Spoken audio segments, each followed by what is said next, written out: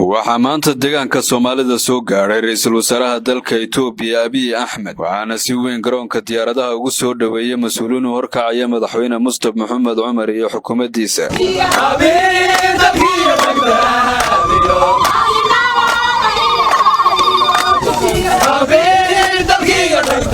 soo dhaweyn kadib ra'iisul wasaaraha iyo wafdigu hogaaminaya ayaa u kactimay degmada Qabrab ayaa halka ay ku sugan yihiin dad abaaruhu soo barakiciyeen waxaana socdaalka Abiy ku wehelinayay madaxweyne Mustafa Mohamed Umar mas'uuliinta ugu sarreysa xukuumadda federaalka Itoobiya iyo kuwa deegaanka Soomaalida ayaa booqday bulshada abaaruhu saameeyeen ku nool duleedka Qabrab ra'iisul wasaaraha Itoobiya Abiy Ahmed iyo madaxweynaha deegaanka Soomaalida Mustafa Mohamed Umar iyo mas'uuliin sare oo ka socday dawladda dhexe Itoobiya ayaa gaaray duleedka degmada Qabrab halka ay ku sugan yihiin boqolaal qoys oo ka soo doolay qaar ka mid ah gobolada deegaanka mas'uuliinta ayaa u kurgala xaaladda abaareed ee ka jirta gaar ahaan qaar ka mid ah bulshada ay saameysay abaartu ee ka soo doolay gobolada deegaanka madaxda ayaana ka dhageystay tabashooyinka bulshada tabaalaysan mas'uuliinta oo bulshada la hadlay ayaa sheegay inuu qorshahoodu yahay badbaadinta dadka iyo dunyada waxayna carrabaabeen in la wado qorshayaal wax loogu qabanayo bulshada abaaruhu saameeyeen Abiy Ahmed ra'iisul wasaaraha Itoobiya boqolaal shacab goobta kula hadlay ayaa sheegay inay garab istaagayaan dadka abaaruhu ay saameeyeen isla markaana gurmad ay gaarsiin doonaan geesta kale madaxweyne Mustafa Mohamed Umar oo dhankiisa ka hadlay ayaa tibaaxay in xukuumadda deegaanku ay wado dadaalo lagaga jawaabayo saameynta abaaraha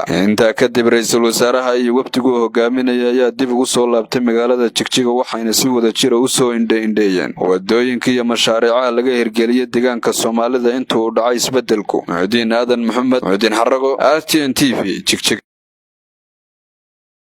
dahabshiil oo la jaan qaadaya isbeddelka tiknoolajiyadda kuna fududaynaya hannaanka aad lacag u diri karto waxa uu hadda kuu soo kordhiyey in marka aad lacag dirayso aad ku bixin karto kaadhkaaga bangiga dhammaan xarumaha dahabshiil ee qaaradda Yurub